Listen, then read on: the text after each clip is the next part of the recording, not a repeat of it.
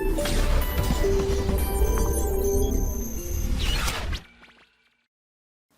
तो प्यारे बच्चों, हम नया टॉपिक इसमें शुरू कर रहे हैं कि रस्सी पर तरंग की चाल। रस्सी पर तरंग की चाल को कैसे निकालते हैं। हमने बोला कि जब हम कोई तरंग है, रस्सी में जब तरंग चलती है तो तरंग की चाल होती है। तरंग की चाल का मतलब उसमें ऊर्जा का चलना। वो ऊर्जा किस चाल से चलती थी, हमने वी बोला था उसको। और तो वी बोला था तो वो एक्चुअल में फॉर्मूला क्या है उसका, वास्तव में किस चीज़ पर डिपेंड करती है। रस्सी है, रस्सी में अगर आपने रस्सी को बांध करके कभी देखा हो, आपने ऐसे चलाया, उसमें रस्सी में ऊर्जा चलती है। ऊर्जा चलने का मतलब तरंग चल रही है, तरंग चलने का मतलब उसकी चाल है। इसका मतलब वो जो चाल है कितनी है वो निकालनी। आप देखो रस्सी को पूरा टाइट कर दोगे ना, अगर टाइट करोगे तो अलग तरीके से चलेगी, बहुत फास्ट भाग जाएगी वो। अगर आप पूरा टाइट करके ऐसे दोगे तो खटते से जाएंगे पूरे पूरे तिरंगे, यानी कि पूरी की पूरी ऊर्जा बहुत तेजी से भाग जाएगी, है ना। और रस्सी जितनी पतली होती है, रस्सी जितनी पतली होती है उतनी तेजी से जाती है। रस्सी जितनी पतली होती है, यानी कि रस्सी का भार जितना कम होगा, रस्सी जितनी पतली होगी, उसके इकाई लंबाई का द्रव्यमान जितना कम होगा उतनी तेजी से उसकी चाल होती है ना। तो यानी कि इसका मतलब ये हुआ कि रस्सी की लंबाई, मोटाई उसके द्रव्यमान पर और उसमें जो टेंशन है, उसमें जो फोर्स है, उसमें जो बल लग रहा है तनाव का, उस पर भी डिपेंड है। रस्सी को ढीला करके छोड़ दोगे तो आप देखोगे कि धीरे धीरे जाएगी, तनाव कम रखेंगे तो धीरे धीरे जाएगी ऊर्जा। और अगर आप टाइट करके रखोगे तो क्या होगा, ऊर्जा तेज से भाग जाएगी। ऐसा करेंगे, पूरा टाइट करके रखो, छोटी सी ऊर्जा दे दो और तुरंत भाग जाएगी उसमें एनर्जी। तो कहने का मतलब यह है कि वास्तव में फिजिकली, भौतिक रूप से किस पर डिपेंड करती है, तनाव पर और उसके द्रव्यमान पर, कि रस्सी कितनी मोटी है कितनी पतली है, इस बात पर निर्भर करेगी। अब उसको करने के दो तरीके हैं। उसको फॉर्मूला अगर मैं आपसे बात करूं तो तरंग की चाल का जो फॉर्मूला आपका आएगा ना, प्रूफ करेंगे हम उसको, ये आएगा बेटे, ये √T/μ, ये फॉर्मूला होता है जो कि तनाव पर, और म्यू का मतलब होता है इकाई लंबाई का द्रव्यमान। मान लीजिए रस्सी का द्रव्यमान m है तो m/l, दिस इज कॉल्ड इकाई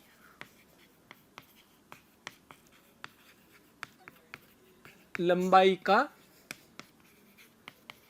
द्रव्यमान, इस पर निर्भर करती है और अंडर रूट आती है। यानी कि हमें ये फॉर्मूला यहां पे प्रूफ करना है कि वास्तव में v बराबर एफ लैम्बडा जो लिखते थे, v बराबर एफ लैम्बडा तो दुनिया की सारी तरंगों के लिए है, लेकिन अलग अलग माध्यमों में तरंगों की चाल अलग अलग हो जाती है।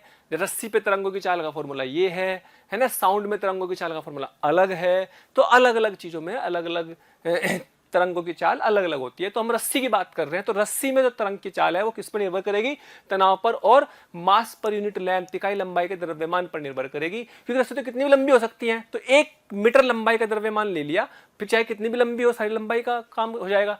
तो कुल मिला के है, इसको प्रूफ कैसे करना है ना। एक्चुअल में क्या होता है, जब हमारे पास ये रस्सी थी, ये क्या है, ये रस्सी है। जब हमने रस्सी को ऊर्जा दी, ऐसे ऐसे चम करवाया उसके कण को, तो वो ऊर्जा एक पार्टिकल ने, एक कण ने दूसरे को दी, दूसरे ने तीसरे को, तीसरे ने चौथे को, और उससे ऊर्जा ट्रांसफर होते होते आगे तक चली गई, ऊर्जा की फॉर्म में, यानी कि तरंग की फॉर्म में चली गई आगे, है ना। होता क्या है, जब एक कण दूसरे कण से जुड़ा हुआ है, रस्सी का अपना मास है, भार है, रस्सी का द्रव्यमान है, इसका मतलब रस्सी अब जो है, रस्सी के कण एक दूसरे से जो जुड़े हुए हैं, रस्सी के कण एक दूसरे पर एक बल लगाते हैं। जब ऊर्जा देते हैं तो इस दूसरे बल लगाते हैं, तो बल लगाते हैं तो उसको बोलते हैं प्रत्यास्थ बल। खिंचाव आता है रस्सी में, एक तनाव आता है, जिससे कि खिंचाव बल या प्रत्यास्थ बल बोल सकते हैं, जिसे हम तनाव की फॉर्म में बोल रहे हैं टी, टेंशन फोर्स। यानी कि एक तरह से प्रत्यास्थ बल है।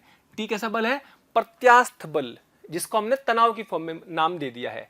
तो जब हम रस्सी के एक कण दूसरे कण को ऊर्जा देता है तो खिंचाव आता है ना, तो दूसरे कण को खींचता है, दूसरे कण को खींचता है, तीसरे चौथे को खींचता है, इससे ऊर्जा एक दूसरे से दूसरे तक ट्रांसफर होती चली जाती है। ठीक है, तो अगर हम बात करते हैं कि भाई इसकी स्पीड को निकाला कैसे जाए, ठीक, प्रत्यास्थ बल को तो हमने तनाव की फॉर्म में ले लिया। रस्सी में चूंकि भार है, प्रत्यास्थ है, उसके अंदर खिंचाव की टेंडेंसी है, तो प्रत्यास्थ बल आ गया, जिसे हमने तनाव कहा। लेकिन अगर मैं इस पॉइंट की बात करूं तो इस पॉइंट की स्पीड, अगर मैं बात करूं इसकी इस कण की, इस कण का वेग कितना होगा, 0। इस कण का वेग, कण का चाल कह सकते हैं चाहो तो, चाल कितनी है, 0 है। क्यों है बेटे, ये चाल किसकी है, ये तो उसमें ऊर्जा चल रही, लेकिन ये जो कण यहां से यहां पहुंचा है, रस्सी का ये कण, ये तो एक्सट्रीम पोजीशन पर है, ये तो रेस्ट पर है ना, ये तो उच्च अपने अधिकतम विस्थापन की स्थिति में है। ये किसी क्षण एक फोटोग्राफ ले लिया हमने रस्सी का, तो ये तो इसका वेग तो क्या है, 0 है, लेकिन इसमें ऊर्जा तो चली रही है वाली, तो ये ऊर्जा जो चल रही है ये ऊर्जा की चाल है, ना कि इस कण की, ये ध्यान रखें। यानी कि ये तो रेस्ट पर आ गया, ठीक है, ये रेस्ट पर आ गया। जब ये रेस्ट पर आ गया, मान लीजिएगा मैं रेस्ट पर हूं और अगर कोई कार 10 मीटर पर सेकंड से जा रही है आगे, तो उसे लगेगा कि मैं 10 से पीछे जा रहा हूं, लगेगा कि नहीं? उसे लगेगा कि 10 से पीछे जा रहा हूं। तो हमने क्या करा कि भाई जो चाल इसकी रस्सी की स्पीड थी, इसमें तरंग की जो चाल थी, उस चाल से हमने एक ऑब्जर्वर को चलाया ताकि इस कण को ये स्पीड मिल जाए पीछे की तरफ। भाई जब ये रुका हुआ है इसके लिए, ग्राउंड के रेस्पेक्ट में कण की चाल शून्य है, किसके रेस्पेक्ट में है ना, जमीन के सापेक्ष, जमीन के सापेक्ष। ये तो रुका हुआ है ना भाई जमीन के सापेक्ष। तो लेकिन अगर ये इतनी चाल से चलने लगा तो उसे लगेगा कि ये कण पीछे जा रहा है, क्योंकि ये इस v की चाल से चल रहा है, ये रुका हुआ है, तो इसको लगेगा पीछे जा रहा है इतनी चाल से। यही चाल क्यों ली? क्योंकि ये तो मेरे को निकालनी। भाई यही चाल क्यों ली मैंने, तरंग की चाल ही क्यों ली मैंने इसके साथ? क्योंकि ये मेरे को निकालनी ताकि ये चाल इसको मिल जाए, ठीक है। अब करना क्या होता है, सुने। अब मैं इसको क्या करता हूं, जूम कर लेता हूं। क्या करूंगा मैं इसको? जूम। जूम समझते हो? 100 गुना जूम कर लिया, उस हिस्से को लिया और यहां जूम कर लिया। ये लो जी, ये छोटा सा मास है dm, ठीक है। और इकाई लंबाई का द्रव्यमान हमने म्यू मान लिया। इसकी लेंथ में मान लीजिएगा dx लेंथ है, ये है ना, इसकी लेंथ कितनी, dx लेंथ है, द्रव्यमान dm है। तो म्यू क्या था, 1 मीटर लंबाई का द्रव्यमान, ये m/l था, m/l था। तो ये dm कितना जाएगा, म्यू इंटू dx। 1 मीटर लंबाई का द्रव्यमान कितना, म्यू, dx मीटर लंबाई का द्रव्यमान कितना, म्यू dx। और इसकी पास एक स्पीड है इस तरफ v। और अगर बहुत ध्यान से देखें तो क्या इस छोटे से हिस्से का अपना एक सर्किल बन रहा होगा, है ना। एक छोटा सा हिस्सा, हर छोटा सा हिस्सा अपना एक सर्किल बना सकता है, ये भी बना सकता है, जिसे हम बोलते हैं वक्रता त्रिज्या होती है उसकी अपनी एक। तो हमने इस छोटे से हिस्से को एक वक्रता त्रिज्या के सर्किल के हिसाब से बड़ा कर लिया, जूम कर लिया, 100 गुना जूम कर लिया, जिसकी रेडियस क्या मान ली, r है। इसमें यहाँ पे खिंचाव है टेंशन t, इसमें भी खिंचाव है टेंशन t, ठीक है। अब मान लो ये एंगल है डी थीटा, छोटा सा एंगल होगा क्योंकि छोटा सा ही तो चाप है, ये छोटा सा चाप है, हमने तो उसको बड़ा कर लिया। अच्छा, त्रिज्या की सर्किल की फॉर्म में क्यों लिया, समझ में आ गया? क्योंकि हर एक दुनिया का कोई भी कर्व है तो उसको अगर आप कहीं पे भी देखो, हर एक का कुछ ना कुछ सर्किल पूरा होता है, तो उसको हम किसी भी चीज को उसको बोलते हैं वक्रता त्रिज्या, है ना। तो वक्रता त्रिज्या की फॉर्म में हमने इसको लिख लिया। खैर, तो उससे क्या फायदा होने वाला है, उससे ये फायदा होने वाला है बेटे कि अपने पास ये डी थीटा है, तो ये भी डी थीटा हो जाएगा, और ये 90 माइनस डी थीटा, तो ये कितना, डी थीटा। इसका कंपोनेंट कर लेंगे T cos D theta, T sine D theta.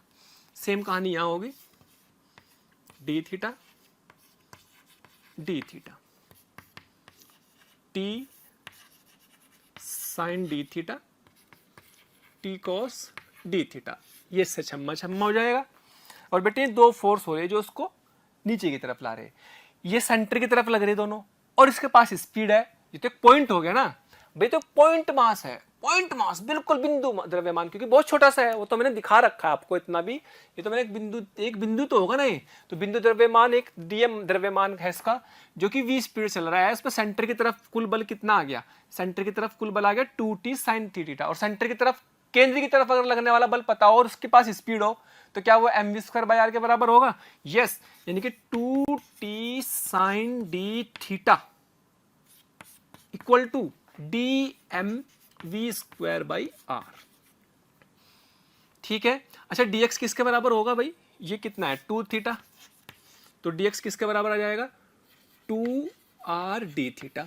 इसको आप ये लिख सकते हैं mu into 2r d theta, तो 2t। अच्छा, साइन थीटा, सोचो जब थीटा स्मॉल होता है, क्या इसको डी थीटा लिख सकते हैं, क्योंकि D theta is very small, बहुत छोटा है। कौन बहुत छोटा है, तो इसको लिख लेंगे डी थीटा। डीएम कितना भाई, डीएम कितना भाई, डीएम कितना भाई, डीएम है mu into 2r D theta divide by R, छम छमाछम, और डी थीटा से डी थीटा, तो इंटू वी स्क्वायर भी है, तो यानी कि टी बराबर 2 से 2 भी उड़ गया, टी बराबर आ गया म्यू वी स्क्वायर। तो ये रिलेशन हमारे काम का है, या आप कह सकते हो v is equal to under root T by mu, और this formula is independent of frequency. यह है रस्सी में आवर्ती से निर्भर नहीं करता, आवर्ती पर निर्भर नहीं करता, क्योंकि आवर्ती तो सोर्स की प्रॉपर्टी है ना, कि सोर्स से हमने उसको आवर्ती दी, वो तो जब तक वो सोर्स चलता रहेगा, जैसे हमने स्प्रिंग लगा था शुरू में, याद करो, उसकी जो आवर्ती आ जाएगी उस आवर्ती से चलता रहेगा, है ना। तो अगर v बदलेगा तो वेव लेंथ बदलेगी v बराबर एफ लैम्बडा से, लेकिन फ्रीक्वेंसी नहीं बदलेगी।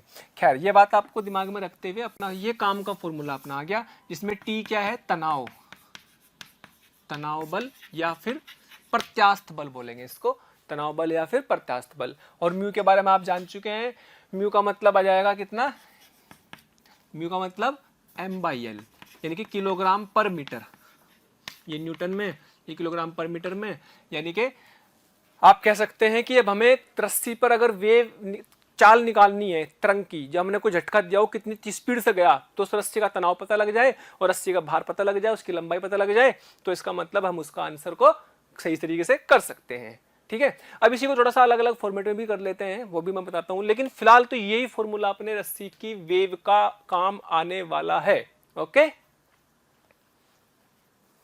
तो हमने जो वेव की स्पीड का, तरंग की चाल का फॉर्मूला पढ़ा, v बराबर under root T by mu, कहां पे पढ़ा वो, हमने पढ़ा वो रस्सी पर। रस्सी पर जो चाल का फॉर्मूला है वो क्या है, under root T by mu. कोई रस्सी है, इस रस्सी में जो तरंग चलेगी वो ऐसे चलेगी, लेकिन उसकी स्पीड कितनी है v, तो ये 20 से निकलेगी। अब इतना ध्यान रखना है ना, इतना ध्यान रखना। अब हमने इसको प्रूफ तो कर दिया, ठीक, हमने इसको प्रूफ कर दिया, लेकिन वास्तव में अगर हम बात करें कि भाई इसको करने का एक और तरीका है, एनसीईआरटी के मेथड से या फिर यूनिट डायमेंशन के मेथड से करते हैं कई बार, तो वो सिंपल तरीका लगता है बच्चों को, वो भी बता देता हूं कि आपको क्या देता है कि v इज प्रोपोर्शनल टू, उसके समानुपाती है t के और म्यू के। तो बताओ क्या संबंध आएगा, तो यहाँ पे मान लेंगे a, इसकी पावर मान लेंगे b।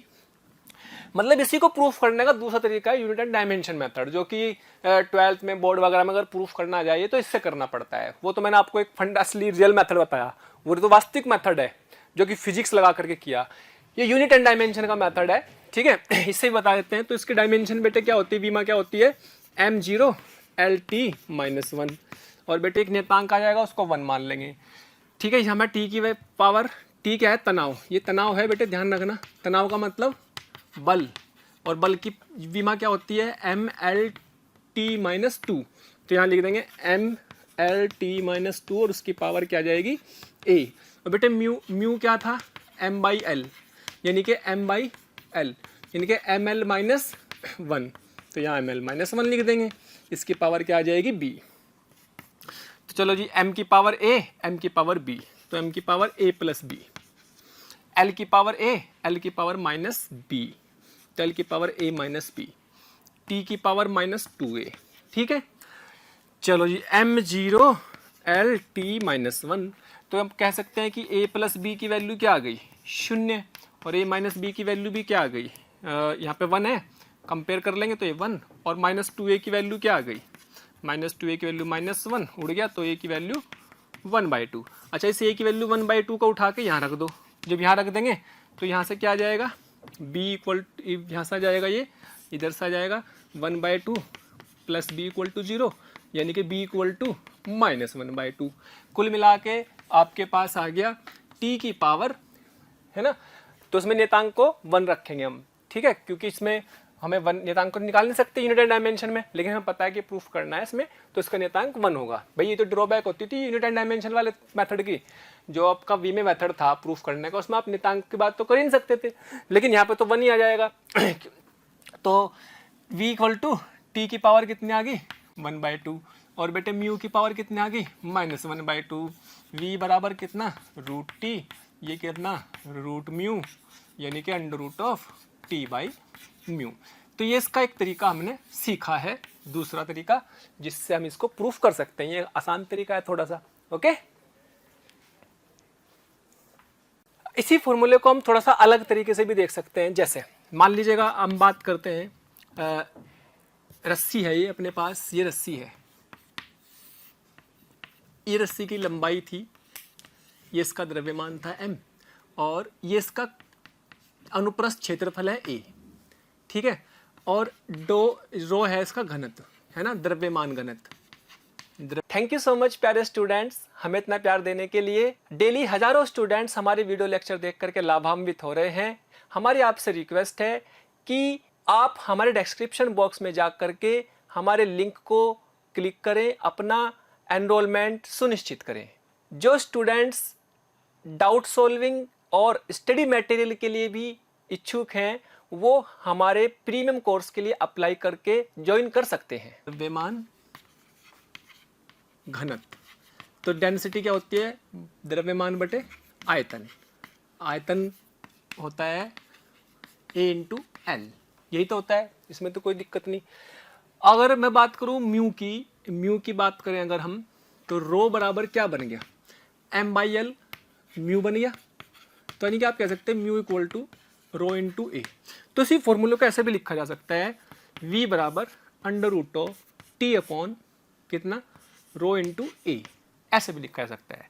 अच्छा, इसी को ऐसे भी लिख सकते हैं, ये देखो ध्यान से, तनाव बटे एरिया। ये क्या बनेगा, तनाव बटे एरिया यानी कि बल बटे क्षेत्रफल। क्या बन गया, स्ट्रेस, प्रतिबल, स्ट्रेस बोलता है ना इसको, रस्सी में खिंचाव तो आएगा ही, है ना, तो प्रतिबल बटे घनत्व, प्रतिबल बटे घनत्व, इससे भी आप इसको लिख सकते हैं। क्लियर? तो इस तरीके से इसके अलग अलग रूप है, ऐसे लिखो, ऐसे लिखो, ऐसे लिखो। मैक्सिमम टाइम तो अपने काम का फॉर्मूला यही वाला रहेगा। ओके, तो ये अपना प्रतिबल बटे ये आपका द्रव्यमान घनत्व, इसकी फॉर्मेट में आ गया। अच्छा, प्रतिबल का फॉर्मूला आपको पता होना चाहिए, बल बटे क्षेत्रफल होता है, इसलिए हमने इसको इस फॉर्मेट में लिख दिया, है ना। ये प्रतिबल कुछ भी हो सकता है, ऐसे आपने थर्मल स्ट्रेस भी पढ़ा होगा, उसमें ऊष्मीय प्रतिबल पढ़ा होगा, वो भी लिख सकते हैं यहाँ पर। और नॉर्मल किसी बल से खींचते हैं, एम जी से खींचते हैं, तो वो वाला प्रतिबल से भी आ जाएगा, है ना। तो जैसा भी बल दिया होगा जिस उसी तरीके का यहाँ पर रख सकते हैं। ओके, तो अब इसी फॉर्मूले में आप ये भी कह सकते हैं कि v equal to under root of T by rho, area को लिख सकते हैं पाई आर स्क्वायर। तो अगर हम बोलें कि t कांस्टेंट है, t कांस्टेंट है, घनत्व तो कांस्टेंट हो गई, तो हम क्या बोल सकते हैं कि भाई आपको v proportional to under root of R square या फिर प्रोपोर्शनल टू 1/r, ऐसा कह सकते हैं इसको, यानी कि v1 बाई v2 और r2/r1, ऐसे लिखा जा सकता है। और अगर t बाई म्यू के हिसाब से सोचें तो v1 बाई v2 μ2 बाई μ1, ये भी होगा। लेकिन कब, जब t कांस्टेंट ले लिया। t क्या है, t is not time period, ये क्या है, तनाव बल, तनाव बल, ठीक है। और अगर म्यू कांस्टेंट है, म्यू नियतांक है, नियत है, अगर म्यू नियत हो जाएगा तो क्या बनेगा भाई, v1 by v2 under root of t1 by t2 बन जाएगा। तो ये सब फॉर्मूले हमारे छोटे छोटे से काम आ जाएंगे, कहीं पे कि क्या नियत है क्या नहीं, उसी के अकॉर्डिंग हम इस सवाल को कर सकते हैं। ओके, हाँ तो बच्चों, हम तरंग की स्पीड के ऊपर क्वेश्चन देखते हैं कुछ, जिसमें हमें दिया हुआ है कि एक रस्सी है जिसमें एक द्रव्यमान m 10 किलोग्राम का बंधा हुआ है, और a और b पर हमने एक झटका दिया, यहाँ पे a पे झटका दिया, ऐसे झटका दिया, जैसे झटका दिया तो उस पर एक तरंग चली। विक्षोभ भी तो देना है, विक्षोभ भी तो क्या ऊर्जा है, हम ऊर्जा दे रहे हैं विक्षोभ की फॉर्म में, वो चल रही है, इसके अंदर से चलेगी, वो वही क्या है, तरंग है। तो वो जो विक्षोभ है, जो तरंग है, जो ऊर्जा है, उसकी चाल v बतानी। अच्छा, वो जो चाल v है, a पे कितनी है और b पे कितनी है, ये बताना है। a पर और b पर तरंग की चाल ज्ञात करो, a तथा b पर तरंग की चाल ज्ञात करो।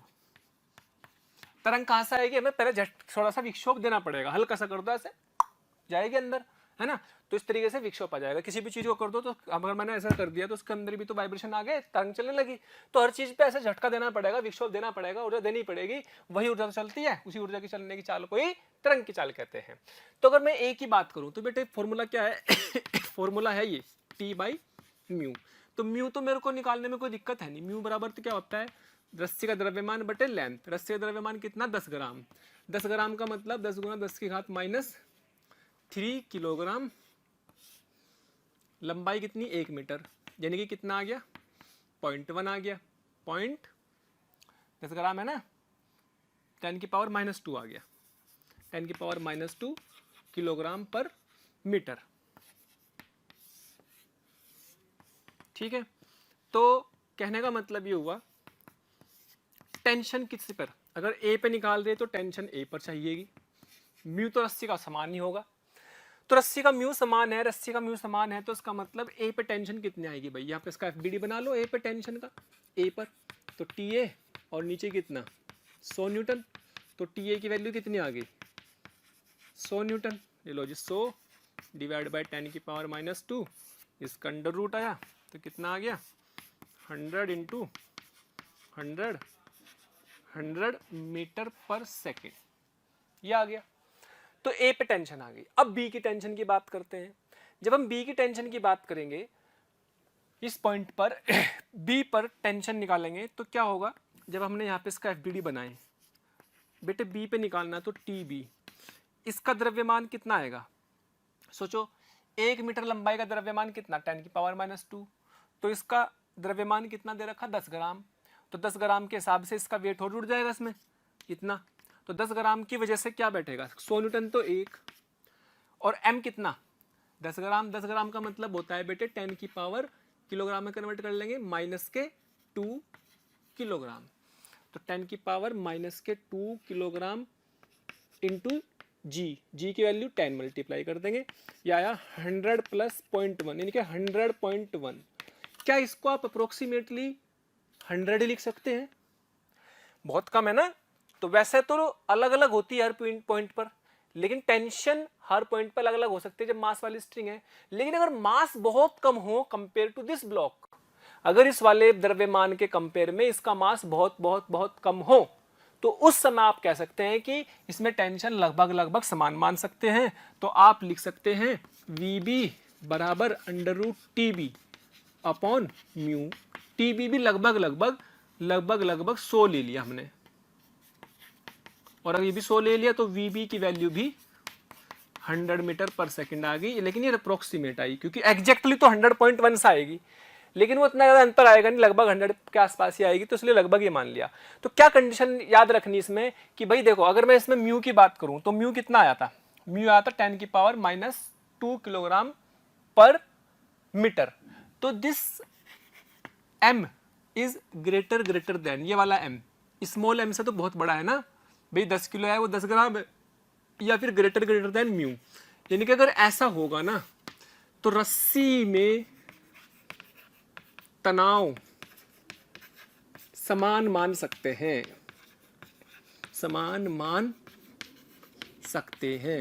रस्सी में हर जगह तनाव समान मानेंगे तो रस्सी में हर जगह पर हर बिंदु पर तरंग की चाल को भी समान मानेंगे। ये आपको डेटा से पता लगेगा कि हाँ अच्छा रस्सी का तनाव जो है समान है या अलग अलग है, क्योंकि रस्सी का द्रव्यमान देगा। अब भाई आपने पुली वाले क्वेश्चनों में देखा है, घर्षण वाले उसमें NLM में देखा है कि रस्सी जो होती है मासलेस होती है, भारी होती है, तो तनाव हर जगह समान मानेंगे। लेकिन यहाँ तो हम भारी मानेंगे ही नहीं, यहाँ तो भार मानना पड़ेगा, क्योंकि हमें म्यू की जरूरत है, तो भार मानना पड़ेगा। लेकिन वो भार इतना कम है कि इसके हर बिंदु पे तनाव को लगभग समान मान सकते हैं। 100% समान नहीं है, तो लगभग समान मान सकते हैं अगर इसके ज्यादा ये वाला भार है, यानी कि इस पर भी तनाव और इस पर भी तनाव लगभग समान माना, लेकिन एग्जैक्टली समान नहीं है। लेकिन ऐसा तभी मान पाएंगे जब ये म्यू बहुत कम हो और ये वाला भार ज्यादा हो। ठीक है।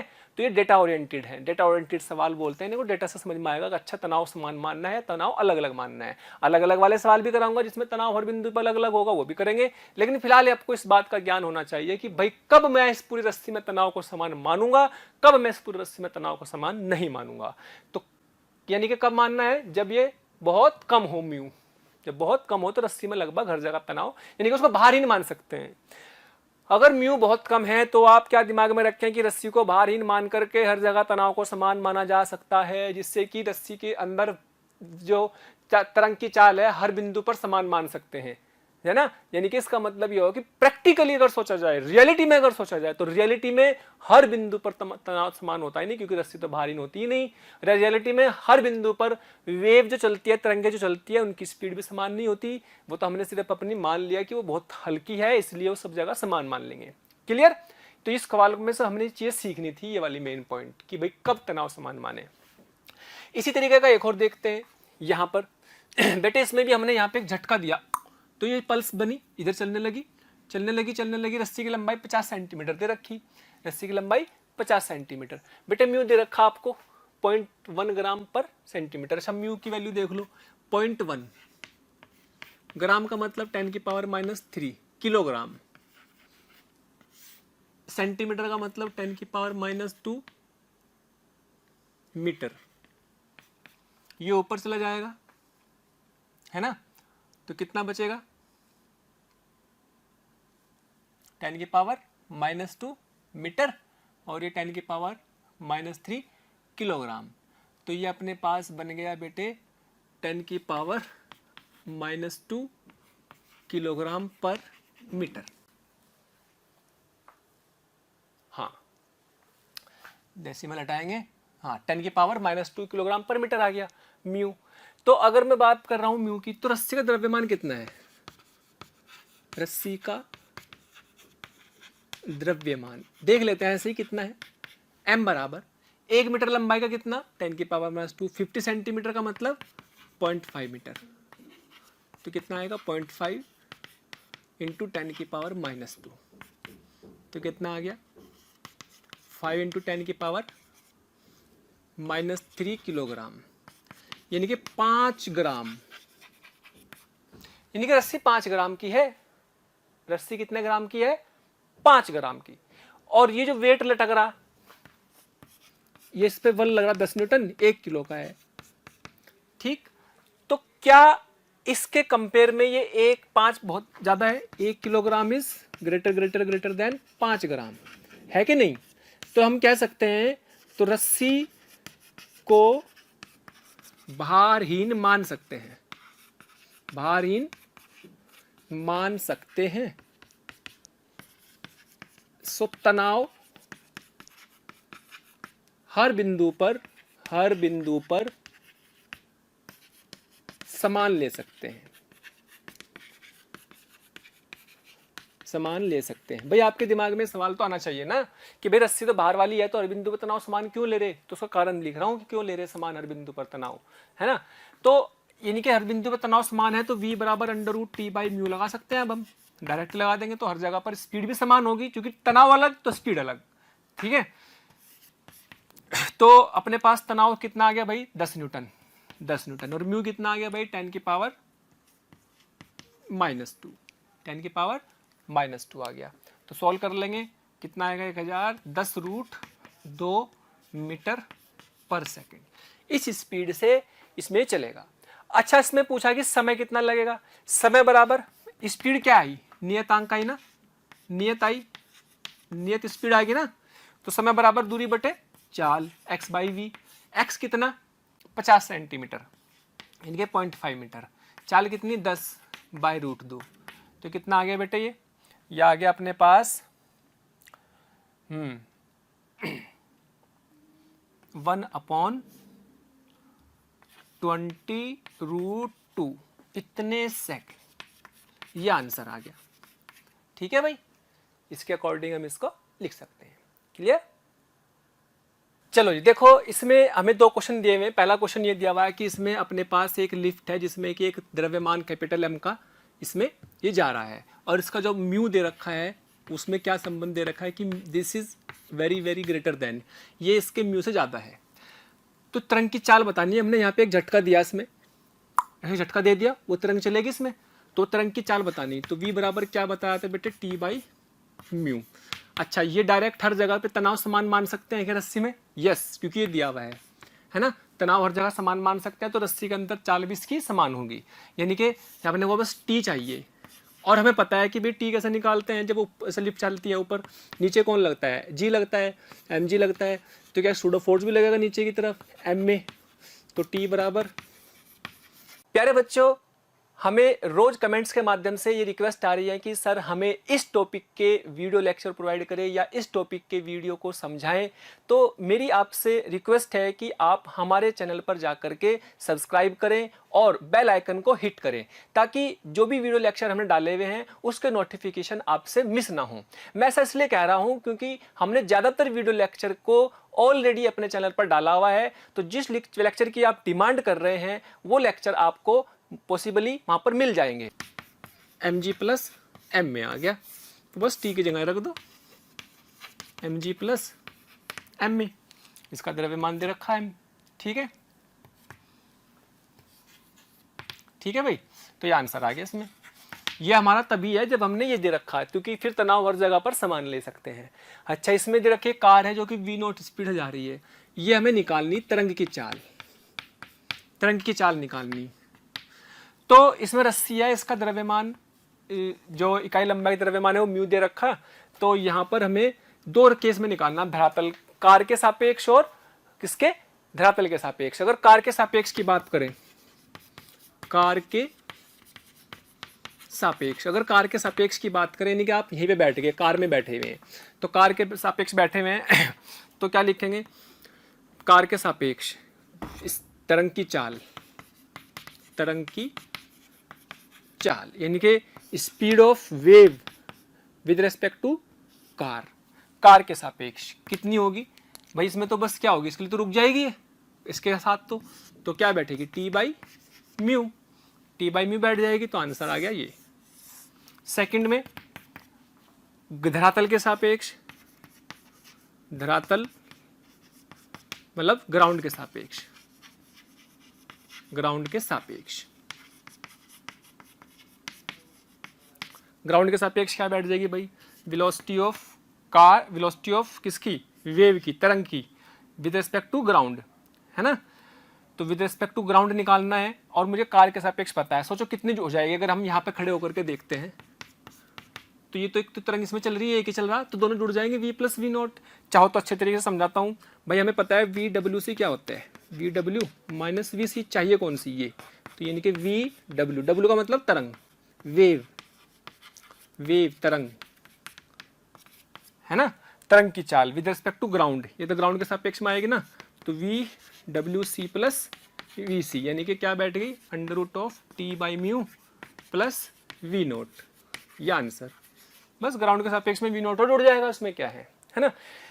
ये सारे सवाल हमने ये सोच करके किए हैं कि इनमें सब में तनाव समान है, लेकिन तनाव समान हो ये जरूरी नहीं है, तो ऐसे सवालों को देख लीजिए में तनाव समान नहीं होगा। तो प्यारे बच्चों, अभी तक हमने जो रस्सी में तरंग की चाल निकाली थी, हमारे पास रस्सी बहुत पतली थी जिससे उसका द्रव्यमान बहुत कम था, उसमें हमने हर जगह पर तनाव को समान माना हुआ था। लेकिन रस्सी का द्रव्यमान अगर बहुत कम ना हो, रस्सी भारहीन ना हो, या लगभग रस्सी का द्रव्यमान नगण्य ना हो, तो रस्सी का भार भी उसमें काउंट होगा, तो उसका मतलब उसके हर बिंदु पे तनाव अलग अलग होगा, और हर बिंदु पे तनाव अलग अलग होगा तो उसका मतलब उसकी हर बिंदु पर वेग भी अलग अलग होगा, और वेग अलग होगा तो उसमें हो सकता है उसमें त्वरण भी आ जाए। वो त्वरण हो सकता है नियत भी हो, कांस्टेंट भी हो, और हो सकता है कि वो त्वरण वेरिएबल भी हो, बदलने वाला भी हो। यानी कि इसका मतलब अब वेव ऐसी भी हो सकती है रस्सी में जो कि अलग अलग पॉइंट पर अलग अलग चाल वाली हो, या फिर उसमें त्वरण भी हो सकता हो। तो ऐसा एक सवाल हम देखते हैं, जर्नलाइज फॉर्मेट में है बिल्कुल। तो हमारे पास एक रस्सी दे दी, ये रस्सी दे दी, रस्सी में हमने तरंग उत्पन्न करनी। तरंग कैसे उत्पन्न करेंगे भाई, हमने यहाँ पे झटका लगा दिया, ऐसे झटका लगाया, ये झटका लगाया, वो झटका ही क्या है, ऊर्जा है, वही तो ऊर्जा चलेगी इसके अंदर से, और ऊर्जा का चलना ही क्या है, तरंग है, वेव है ना। तो ऊर्जा इसमें चल रही, तो वो जो यहाँ से यहाँ तक ऊर्जा चली, आपसे क्या पूछा कि भाई उसका जब यहाँ से ऊर्जा चली तो यहाँ पर बिंदु P पर उसका वेग कितना है, बिंदु B पर वेग कितना है। अगर वो समान वेग आएगा, समान तनाव होता है तो समान वेग आएगा, और तनाव अलग अलग होगा तो वेग अलग अलग आएगा। और चूंकि रस्सी का द्रव्यमान है और लेंथ L है, इसका मतलब रस्सी कैसी है, द्रव्यमान वाली है, भारहीन वाली नहीं है। इसका मतलब रस्सी के हर बिंदु पर तनाव अलग अलग है, इसका मतलब तनाव भी निकालना आना चाहिए और फिर उसी से हम वेग निकाल लेंगे, क्योंकि हमें पता है वे इसका फॉर्मूला क्या होता है भाई, किसी भी बिंदु पर अगर आपको निकालना है तो क्या लिखोगे, T बाई म्यू। अच्छा म्यू कितना हो गया भाई, म्यू तो हो गया M बाई L, ये तो हो गया। अब मैं चाहता हूं कि यहाँ पे तनाव कितना है x पर, किसी x पर, एट x पे कितना तनाव होगा।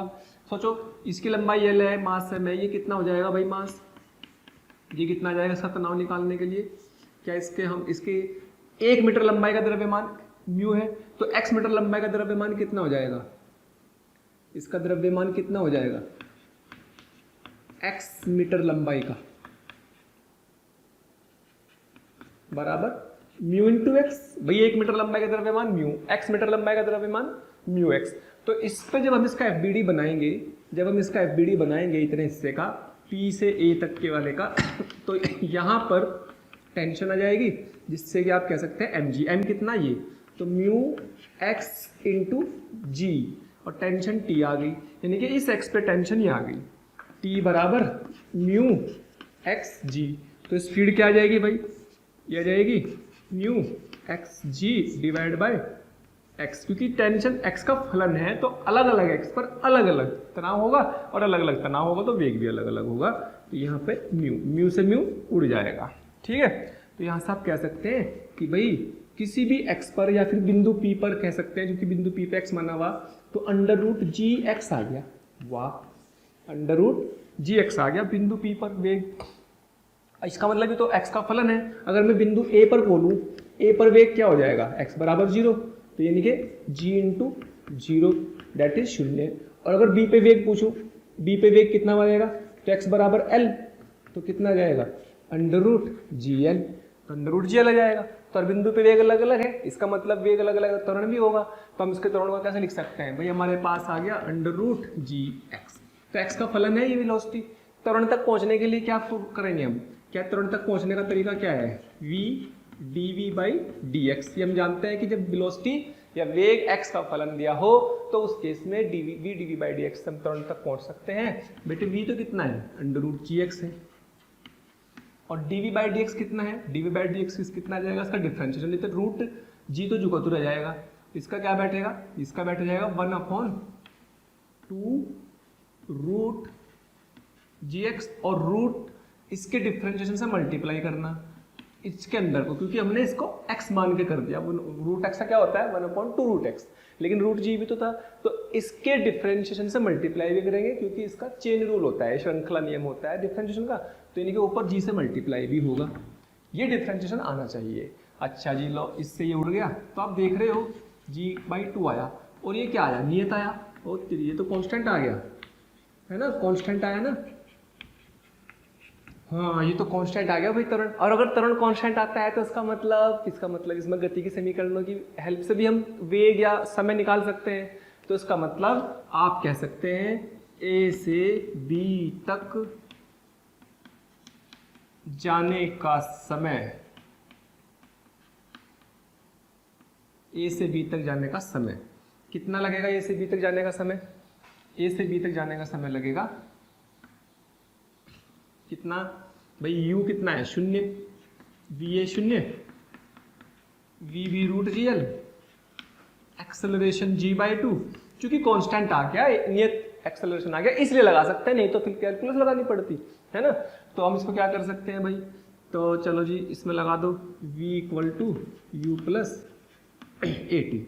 v का मतलब हो गया रूट जी एल, u का मतलब 0, a का मतलब g/2, टाइम का मतलब ये आ गया। तो t इक्वल टू कितना आ गया, मल्टीप्लाई हो जाएगा उधर 2/g रूट जी एल, यानी कि 2 under root of L by G. इतने समय में ये पल्स A से B तक पहुंचेगी, इतने समय में ये पल्स A से B तक पहुंच जाएगी। ये बड़ी इंपॉर्टेंट बात है कि यहाँ पे एक्सेलरेशन नियत आ चुका है, इसलिए हमने इक्वेशन ऑफ मोशन लगा ली। अगर एक्सेलरेशन में भी x बच जाता, तो फिर हम केवल और केवल कैलकुलस से इसको सॉल्व कर पाते।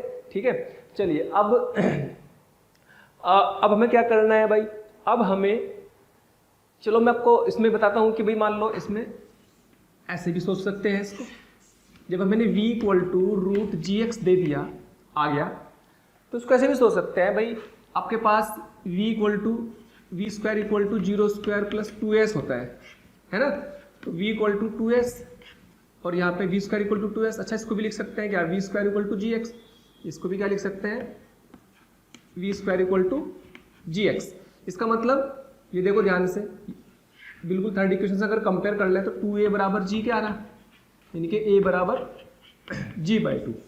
तो ये तो सिंपल आप इससे कंपेयर करके भी निकाल सकते हो एक्सेलरेशन को। क्यों? क्योंकि मुझे पता है, लग चुका है कि ये हमारा एक समान त्वरण से चल रहा है, ये वाली इसमें तरंग में, ये वाली तरंग रस्सी में, और एक समान तरंग से चली रहा है। साथ साथ इसको कंपेयर करोगे रूट 2gh या रूट 2s आता है अगर, तो उससे कंपेयर करके पता लग गया कि अच्छा इसमें तो हमारा एक्सेलरेशन नियत रहता है। इस तरह के फॉर्मेट में तो जिसमें वेलोसिटी x के अंडर रूट के प्रोपोर्शनल हो, जब ऐसा होता है तो हमेशा ही g कांस्टेंट होता है, जब वेलोसिटी x के अंडर रूट के प्रोपोर्शनल हो। ये भी बात आप दिमाग में रख सकते हैं, ठीक है।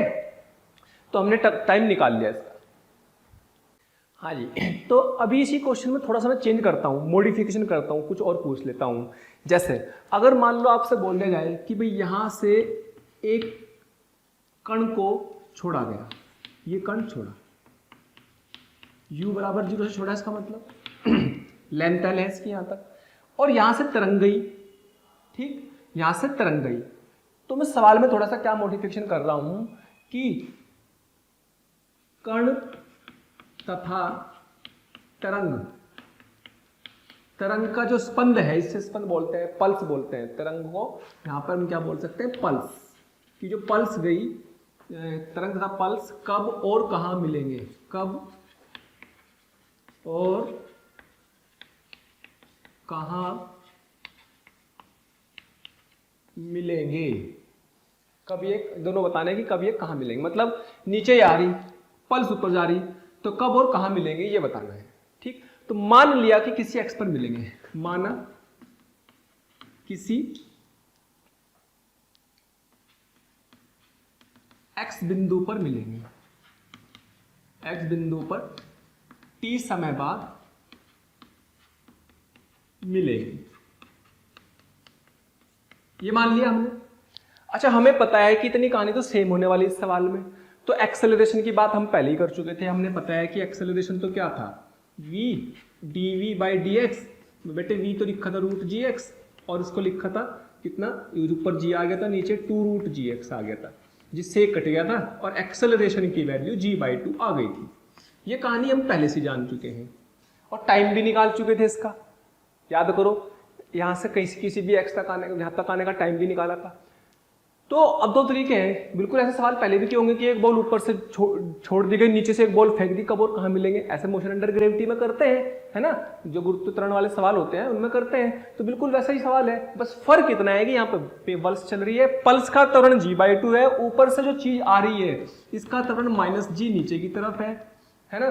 तो अगर किसी x पर मिल रहे हैं, बेटे ये x है तो ये कितनी लंबाई होगी, क्या ये l-x हो गई, यस ये l-x हो गई, ये l-x हुई, ये x हुई। तो इसको यहां से यहां तक आने का समय क्या लिखते हैं बेटे, तो क्या लिखेंगे, l-x बराबर, क्या ये g से गिर रहा है, 0 प्लस, भाई इसका जो डिस्प्लेसमेंट है नीचे की तरफ हो रहा है, तो चाहो तो माइनस लगा लो, और हाफ ऑफ माइनस का g t², तो इस माइनस से तो माइनस कट जाना है, यानी कि आप कह सकते हैं l-x equal to half g t²।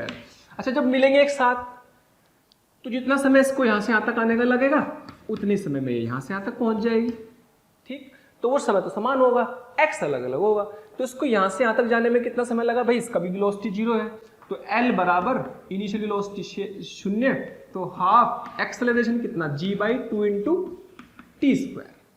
ये बड़ी इंपॉर्टेंट बात है ना।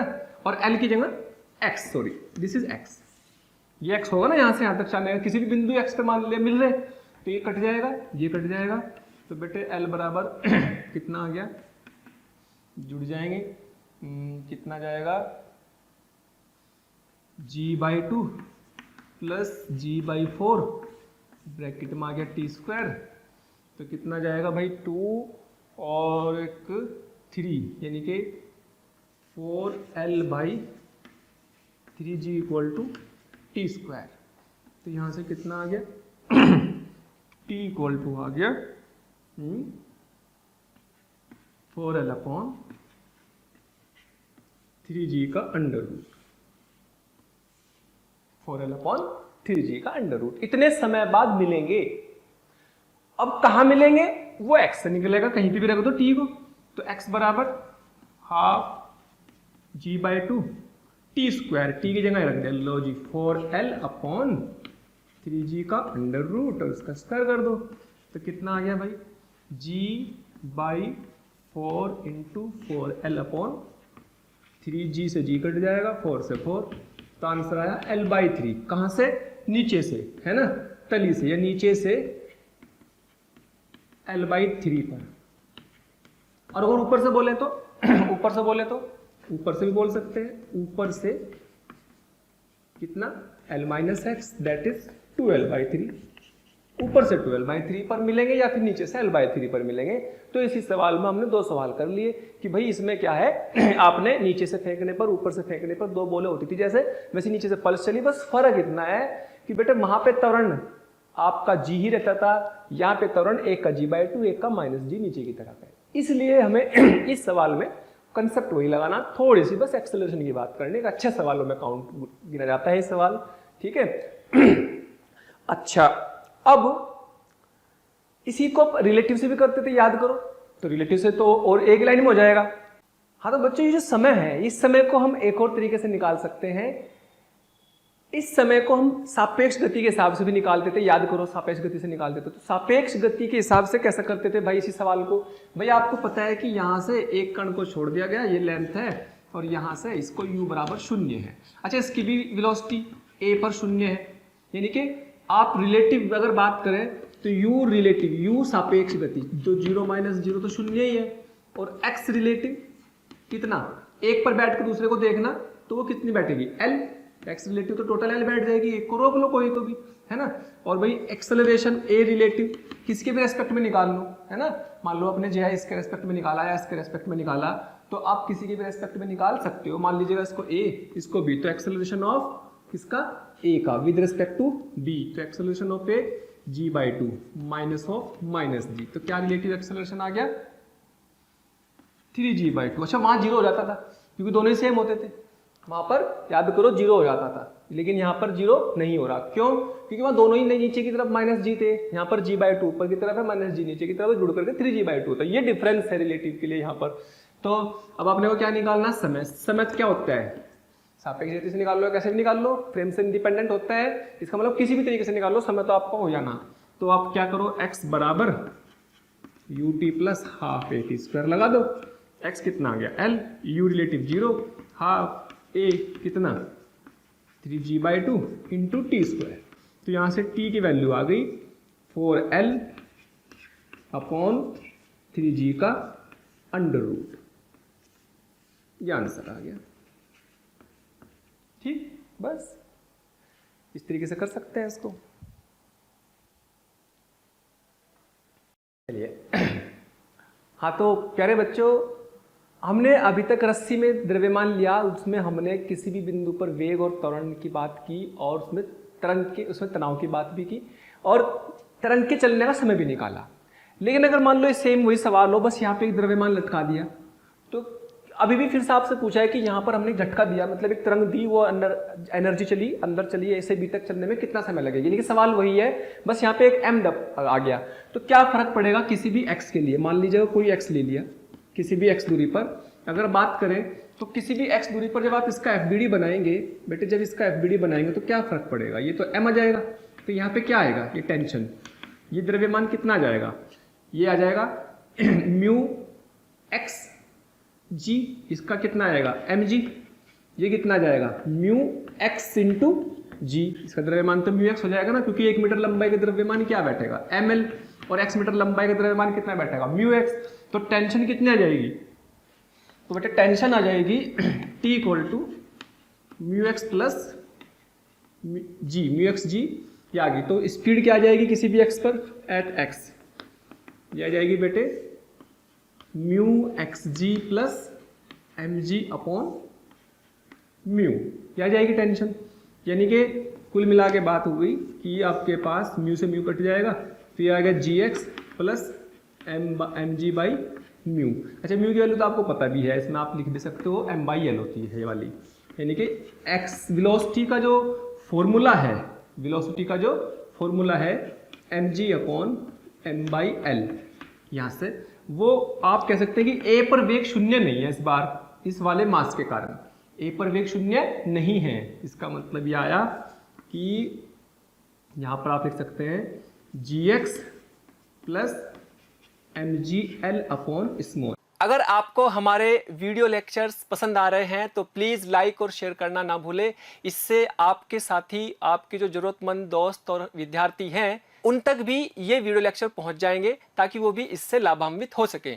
और अभी मैं यही कहना चाहूँगा कि आपका इतना प्यार और इतना स्नेह देखकर हमारी मोशन की पूरी टीम बहुत मोटिवेटेड है, और आपके इस प्यार के कारण, इस मोटिवेशन से ही हम और अच्छे से अच्छे कंटेंट आपको प्रोवाइड करते रहेंगे। ये तो किसी भी एक्स पर, या फिर अगर मैं ए पे बात करूं तो ए पर वेग कितना आएगा, under root of M G L upon M. अब ये शून्य नहीं है, पहले शून्य था। और अगर यहाँ पे बात करूं बी पे, वी बी की बात करूं तो क्या करेंगे, एक्स की जगह एल रख देंगे, तो कितना जाएगा G L plus M G L upon small M, तो ये आ जाएगा। ठीक है, तो जो भी सोल्व करके बैठेगा अपने पास ए और बी पे वेलोसिटी फिलहाल अलग अलग आ गई, मतलब ये वाली आ गई जो कि यहाँ पर शून्य थी, पहला भी यहाँ शून्य नहीं है, एक तो अंतर ही आया। लेकिन अब त्वरण की बात करनी पड़ेगी, भी त्वरण भी तो आएगा क्योंकि इससे एक्स का फलन है। तो त्वरण की बात करते हैं भाई। त्वरण क्या होता था, V D V by D X. तो वी कितना है भाई, under root of G X plus M G L upon small M.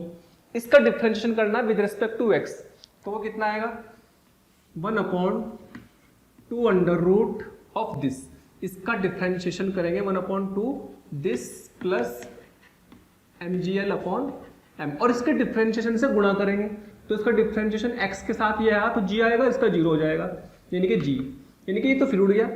तो आंसर क्या आया, g/2। हाँ, इसका मतलब एक्सेलरेशन तो वही रहा, एक्सेलरेशन तो वही रहा, लेकिन यहां पर वेग का फलन बदल गया, तनाव का आंसर बदल गया, और तो समय का आंसर भी बदलेगा क्योंकि वेग अलग अलग है। यहाँ पे शून्य वेग नहीं है, पहले वेग शून्य था, अब यहाँ पे वेग अलग है, प्रारंभिक और अंतिम। तो इसका मतलब अपने को लगानी तो इक्वेशन ऑफ मोशन ही है। क्यों, क्योंकि ये कैसा आया, ये नियत आया, ये भी कांस्टेंट आया। हो ये बड़ा अच्छा हुआ कि कांस्टेंट आ गया। कांस्टेंट आने से क्या फायदा होगा, कांस्टेंट आने से तो हम इक्वेशन ऑफ मोशन लगा सकते हैं, गति की समीकरण लगा सकते हैं। सोचो, तो गति की समीकरण जब लगा सकते हैं तो इसका मतलब V be equal to U plus A T लगाएंगे, है ना, और यहाँ पर v आ जाएगा। तो बेटे सीधा सीधा सा फंडा है कि आपको t बराबर क्या लिखना, V B minus V A upon A. तो बेटे वी बी कितना, ये रहा, मतलब under root of G L और m से मल्टीप्लाई कर लो M G L upon small L, minus V A कितना, under root of M G L by M upon g/2। बस ये आंसर है, और क्या है इसमें, कोई ज़्यादा खास बात है नहीं। बाकी कैलकुलेशन करने की बात है, उसे करते रहो और ये आंसर आ जाएगा। इंपॉर्टेंट पॉइंट ये था कि भाई इसमें एक्सेलरेशन अभी भी सेम ही आया इस सवाल में भी, लेकिन वेलोसिटी के, टेंशन के, वो सब फलन बदल गए, समय का आंसर भी बदल गया। ठीक है, हाँ तो प्यारे बच्चों, हमने देखा कि रस्सी में अगर भार हो तो तनाव अलग अलग होता है, जिसकी वजह से वेलोसिटी अलग अलग हो सकती है और तरंग को चलने का समय भी निकाल सकते हैं। लेकिन जरूरी नहीं है कि केवल तनाव के अलग होने से ही वेलोसिटी या वेग अलग अलग हो, चाल अलग अलग हो सकता है म्यू अलग अलग आए हर पॉइंट पर, म्यू अलग अलग हो लेकिन तनाव समान हो। जैसे इस सवाल में देखते हैं, इस सवाल में बेटे दिया कि पूरी रस्सी में तनाव तो 100 न्यूटन है, यानी कि तनाव तो नियत है, तो म्यू एक्स का फलन दिया, यानी कि हर बिंदु पे म्यू अलग अलग है। अगर ये म्यू बहुत कम हो, भले ही चाहे अलग अलग हो, तो तनाव तो समान माना जा सकता है। तो इसीलिए इसने डाटा भी दिया हुआ है। तो डाटा में क्या दिया हुआ है बेटे, v इक्वल टू क्या लिखेंगे, t बाई म्यू, और म्यू की वैल्यू दे रखी है कितनी, under root of t by mu naught plus alpha X, यानी कि वेलोसिटी हर बिंदु पर अलग अलग है इस एक्स के कारण, है ना। किसी भी एक्स पर ये a मान लो, ये b मान लो, किसी भी एक्स पर लेंथ एल दे रखी, किसी भी एक्स पर वेलोसिटी अभी भी अलग अलग है लेकिन तनाव समान है। है ना। अच्छा, ये तनाव समान क्यों लिया, देखो ध्यान से, mu equal to mu naught plus alpha X दिया हुआ, mu naught equal to mu naught plus alpha X दिया हुआ, तो म्यू नॉट दे रखा 10 की पावर -2 किलोग्राम पर मीटर, बहुत कम है। अल्फा की वैल्यू भी यहाँ रखेंगे तो ये भी आपकी बहुत कम आएगी। तो यानी कि ये आंसर सारा का सारा बहुत ही कम आएगा। अगर आप 10 मीटर तक की किसी भी लेंथ पर म्यू देखोगे, किसी भी एक्स पर देखोगे, तो आपको म्यू का आंसर बहुत ही कम मिलेगा। जब म्यू का आंसर बहुत कम होगा तो उसका मतलब हम कह सकते हैं कि तनाव रस्सी में बहुत कम है ना। ओवरऑल जो रस्सी है पतली है, यानी कि भार बहुत कम है। वो अलग बात है कि अलग जगह पे वो भी बदल रहा है, तो इसीलिए एक्स वेलोसिटी भी अलग अलग है। खैर, यानी कि तनाव तो अपना नियत हो गया, बहुत बढ़िया। अब हमें क्या करना, हमें तो वो निकालना है इसमें ए से बी तक के लिए समय निकालना। तो समय निकालने के लिए पहले क्या चाहिएगा, समय निकालने के लिए पहले अपने को यहाँ पे x चाहिए ना, x पता है l, तो क्या करेंगे, इसको dx/dt कर लो, क्योंकि इसमें हम एक्सेलरेशन निकालने से कोई फायदा नहीं है, क्योंकि एक्सेलरेशन इसमें कांस्टेंट आएगा ही नहीं, x का फलन आएगा वो, चाहे तो निकाल के देख लेना। तो ये आ जाएगा √t/μ0 प्लस अल्फा एक्स। तो यहां से हम x वाले अलग कर लो और टाइम वाले अलग कर लो। तो यहां पे क्या करेंगे, √μ0 प्लस अल्फा एक्स dx, इसका इंटीग्रेशन, और √t क्या है, तनाव बल, और यहाँ पे dt लिख देंगे, दोनों तरफ का इंटीग्रेशन लगा देंगे। हमें क्या निकालना, t बराबर 0 पर लेंथ कितनी, 0, और t बराबर t पे कितनी, यहाँ तक पहुँचने में टाइम लगा कितनी लेंथ में, l। ठीक, तो इसका इंटीग्रेशन x के रेस्पेक्ट में कर देंगे। बेटे से पूरे को x मान लेते हैं, इसे पूरे को x मान लेंगे, तो क्या आएगा, μ0 प्लस अल्फा एक्स की पावर 3/2, μ0 अल्फा एक्स की पावर 3/2, क्योंकि 1/2 है, और इसके डिफरेंशिएशन से डिवाइड भी करेंगे इसका 0, अल्फा एक्स का डिफरेंशिएशन क्या आएगा, अल्फा, तो अल्फा से डिवाइड भी कर दिया, ये लो जी, अल्फा से डिवाइड कर दिया, है ना।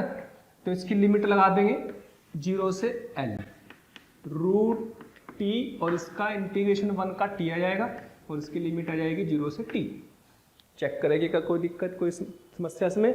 तो हमें यहाँ पर अल्फा लिमिट रख देंगे भाई, लिमिट रखने पर अपने पास μ0 प्लस अल्फा एक्स कितना, l, इसकी पावर 3/2 माइनस, अब 0 रखेंगे, जब यहाँ 0 रखेंगे तो क्या बचेगा, μ0 उसकी पावर 3/2 माइनस μ0 की पावर 3/2, तो अल्फा √t इंटू टी, ये आपका आ गया आंसर। तो यहाँ से स्मॉल t चाहिए था, तो स्मॉल t कितना आ जाएगा, 1/α √t μ0 प्लस अल्फा l की पावर 3/2 माइनस μ0 की पावर 3/2। कैलकुलेशन थोड़ी सी अजीब है, डाटा रख देंगे, put all data, all data. तो जब सारी वैल्यूज रख देंगे, आपके पास लेंथ भी गिवन है, μ0 भी गिवन है, और अल्फा भी गिवन है, सारी वैल्यू रखो, टेंशन भी दे रखी, तो ये आ जाएगा 2.33 सेकंड के आसपास इसका आंसर आ जाएगा ना। सारी वैल्यू को रख देंगे, जब इसमें आप पुट करेंगे सारा डाटा रख देंगे इसमें, जब है ना, जितनी भी वैल्यू दे रखी, तो टाइम आ जाएगा 2.33, लगभग 2.33 सेकंड का आसपास आंसर इसका आ जाएगा। ठीक है, हाँ तो प्यारे बच्चों नेक्स्ट क्वेश्चन देखते हैं। नेक्स्ट क्वेश्चन में आपको दो द्रव्यमान दे रखे, m1 m2, फ्रिक्शन कहीं पर नहीं है, फ्रिक्शन 0 है, और आपसे पूछा है m1 और m2 का द्रव्यमान बताओ अगर ये दोनों द्रव्यमान संतुलन अवस्था में हैं। अगर संतुलन अवस्था में है तो आपको m1 m2 के मान बताने, जबकि इसके अंदर जो तरंग चल रही है उस तरंग की चाल दे रखी है 100 मीटर पर सेकेंड। ऐसे चलाई तरंग, हमने को झटका दिया, तरंग चलने लगी रस्सी में, है ना। तो रस्सी का आपको द्रव्यमान पर यूनिट लेंथ, इकाई द्रव्यमान का इकाई लेंथ का द्रव्यमान दे रखा है 9.8 × 10⁻³ किलोग्राम पर मीटर। तो आपको m1 m2 निकालना है। संतुलन अवस्था में आए बेटे तनाव तो निकाल सकते हैं, T निकाल सकते हैं ना।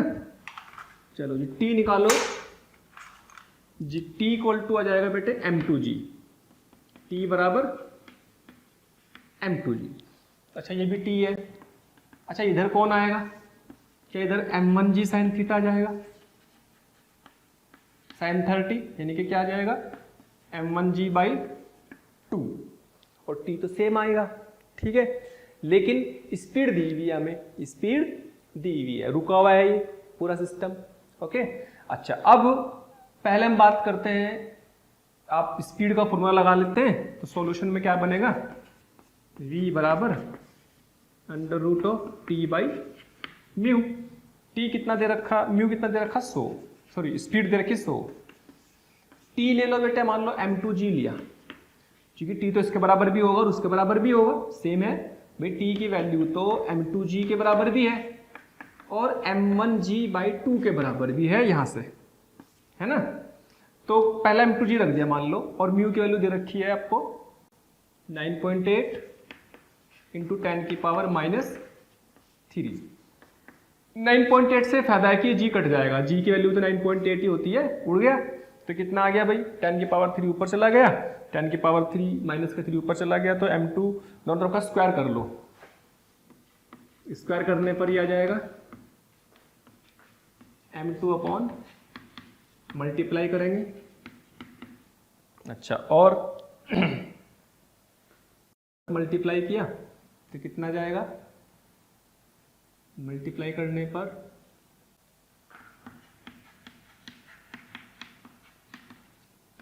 तो m2 की वैल्यू आ गई 10 किलोग्राम, m2 की वैल्यू 10 किलोग्राम आई। एक बार चेक कर लेते हैं कोई गलती ना हो, ठीक है बच्चों। तो m2 की वैल्यू आ गई 10 kg। अब हम m1 की बात करते हैं, तो m1 के लिए क्या करोगे, v बराबर अंडर रूट ऑफ टेंशन क्या लिख लेंगे, t बाई म्यू के हिसाब से, ये 100 लिखा, और ये अपने पास m1g/2, और बेटे यहाँ पर म्यू की वैल्यू 9.8 इंटू 10 की पावर -3। चलो जी, g से g छम, ये भी तो g की वैल्यू है, उड़ जाएगा, तो यहाँ से 100 मल्टीप्लाई कर लेंगे स्क्वायर करके, ये लो 100 आ गया, ये m1 डिवाइड बाय 2 इंटू 10 की पावर -3, इधर मल्टीप्लाई करो, इधर मल्टीप्लाई करने पर 10 की पावर 4 इंटू 10 की पावर -3, दैट इज यानी कि 20 किलोग्राम। तो m1 20 kilogram, m2 10 kilogram. Okay, हाँ जी बेटे, नेक्स्ट क्वेश्चन है हमारे पास, एक तार है, तांबे का तार दे दिया, ये तार 30 डिग्री पर है और इसमें 30 डिग्री पर तनाव 0 है, इसमें कोई खिंचाव नहीं, दो बिंदुओं के बीच में बांध के रखा हुआ है, ठीक, कोई तनाव नहीं है। लेकिन अगर इसका ताप कम कर दिया जाए तो ये सिकुड़ने की कोशिश करेगा, लेकिन यहाँ से तो बंधा हुआ, यहाँ से तो बंधा हुआ, तो इसका मतलब इसमें एक तनाव उत्पन्न हो जाएगा। तो ये बोला है कि 10 डिग्री सेल्सियस पर तार में अनुप्रस्थ तरंग की चाल ज्ञात करनी। तो चाल ज्ञात करने के लिए फॉर्मूला क्या है, v = under root of T by mu है। तो यानी कि 10 डिग्री सेल्सियस पर तो उसमें सिकुड़ेगा, इसका मतलब तनाव आ जाएगा, तनाव आ जाएगा, अपनी तरफ खींचना चाहेगा, तो इसका मतलब उसमें खिंचाव उत्पन्न हो जाएगा। किसके कारण, उष्मा के कारण, हीट के कारण, यानी कि ताप के अंतर के कारण, ताप के अंतर के कारण ऐसा होगा, तो उसको बोलते हैं तापीय तनाव कह सकते हैं, या फिर ताप के कारण उसमें एक प्रतिबल उत्पन्न हो जाएगा। ऐसा हमने थर्मल इलास्टिसिटी वाला जो चैप्टर था, प्रत्यास्थता वाला चैप्टर जो था, उस वाले में भी हमने ऐसा किया था, वहां पर हमने प्रतिबल निकाला था। तो यहाँ पर हम इस सवाल में प्रतिबल वाला गुण यहाँ पर लगाएंगे। बेटे हमें पता है कि T = इसको म्यू को हमने याद करो, या क्या लिखा था, म्यू को हमने लिखा था रो इंटू ए, याद करो, म्यू = रो इंटू ए होता था। तो ये T/A क्या कहलाएगा, क्या ये प्रतिबल कहलाएगा। लेकिन किसके कारण प्रतिबल, हमने कोई दवाई तो है नहीं, कोई चीज लटकाई तो है नहीं जिससे प्रतिबल आए, ये तो ताप के कारण है, उसमें खिंचाव या फिर उसमें सिकुड़न जो आ रही है वो प्रतिबल किसके कारण है, ताप के कारण। तो इसको आप बोल सकते हैं एक तरह से ऊष्मीय प्रतिबल, ऊष्मीय प्रतिबल या फिर तापीय प्रतिबल। बेटे ये कितना होता है याद करो, ये जो है तापीय प्रतिबल जो होता था, जो होता था वाई अल्फा डेल्टा टी, तापीय प्रतिबल। यहाँ पर अगर से तो बल होता था, ये तापीय प्रतिबल का बल है ना, तो उसमें बल से डिवाइड कर देंगे, तो Y A alpha delta T, delta T क्या है, ताप में अंतर, ये कहलाता था तापीय प्रतिबल। ये तापीय बल था, ताप की वजह से, तो ये पूरा का पूरा तापीय प्रतिबल है, तापीय प्रतिबल। भाई बल बटे क्षेत्रफल तो था प्रतिबल, लेकिन बस जो बल आ रहा है वो किसके कारण आ रहा है, ताप के कारण। तो वाई अल्फा डेल्टा टी हमने कहाँ पढ़ा, ये हमने प्रत्यास्थता वाले चैप्टर में पढ़ा था, थर्मल एक्सपेंशन वाले, थर्मल एक्सपेंशन जो था उसमें प्रसार तथा प्रत्यास्थता वाला चैप्टर, वहां पर हमने इस चीज को प्रूफ भी किया था कि अच्छा ये होता था उसमें प्रतिबल। तो बस यहाँ पे उसको वैल्यू को रखना, इसका मतलब कुछ नहीं करना आपको, तो बस वैल्यू डालनी इसमें, Y alpha delta T upon rho, ये फॉर्मूला आपका तरंग की चाल का बन गया। इसके अंदर अगर आपने जरा सी ऊर्जा दी तो वैसे चलेगी। सोचो सब कुछ दिया हुआ, वाई दिया, अल्फा दिया, डेंसिटी दी, और भाई आपको जो है ताप में अंतर पता, तो यहाँ वैल्यू रखो, वैल्यू रखी 1.3 इंटू 10 की पावर 11, बेटा अल्फा दे रखा है 1.7 इंटू 10 की पावर -5। यूनिट में कोई दिक्कत नहीं है, यूनिट सबकी बढ़िया है। तो ये 30 माइनस 10 डिवाइड बाय रो कितना 9 इंटू 10 की पावर 3। तो वेलोसिटी आ गई लगभग आ जाएगी सोल्व करके 70 मीटर पर सेकेंड। ओके, तो बेटे नेक्स्ट क्वेश्चन देखते हैं। नेक्स्ट क्वेश्चन में आपको एक रस्सी दी हुई है जिसकी लेंथ है 12 मीटर और द्रव्यमान 6 किलोग्राम है, ठीक है। यानी कि रस्सी का द्रव्यमान कम नहीं है, इसका मतलब रस्सी भार वाली है। ये रस्सी 2 किलोग्राम का है, रस्सी खुद ही 6 किलोग्राम की है, यानी कि रस्सी के हर बिंदु पर तनाव अलग अलग होगा। रस्सी के हर बिंदु पर तनाव अलग अलग होगा तो इसका मतलब रस्सी के हर बिंदु पर वेग भी अलग अलग होगा।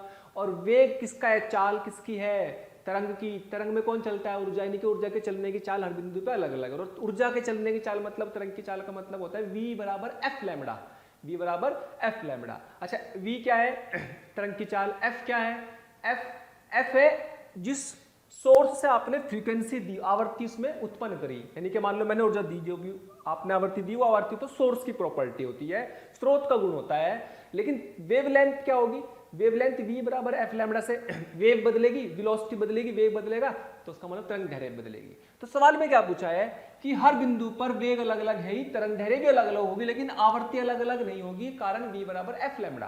तो क्या करेंगे, a से b तक वेग अलग तो तरंग दैर्घ्य भी अलग, तो a पर और b पर वेग निकाल लेंगे। a पर आपको वेवलेंथ दे रखी तो b पर वेवलेंथ कितनी होगी ये पूछा हुआ है। अब सुनो इसको कैसे करना, तो v बराबर क्या √t/μ होता है। क्या रस्सी के लिए म्यू हर जगह सेम रहेगा, यस। इसका मतलब हम कह सकते हैं कि v समानुपाती √t।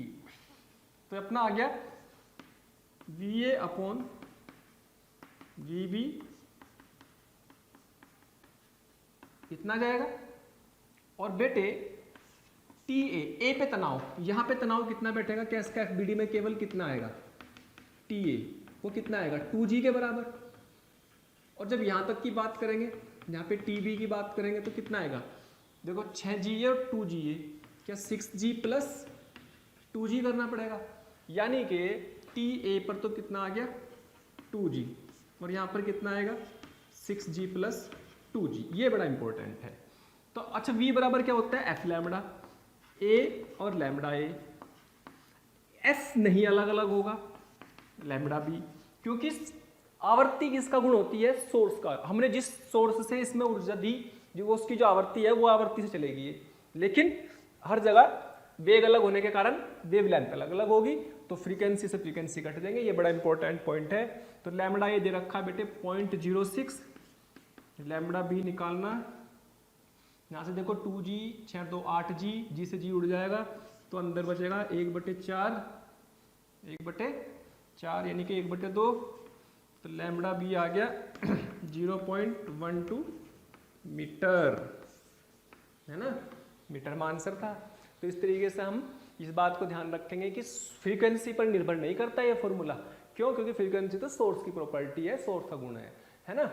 चलिए, तो प्यारे बच्चों, अगर आप चाहते हैं कि आपको किसी भी टॉपिक के लाइव डिस्कशन, वीडियो लेक्चर या स्टडी मटेरियल की जरूरत है तो कृपया आप हमें इस नंबर पर कॉल कर सकते हैं 18002121 799, 18002121 799।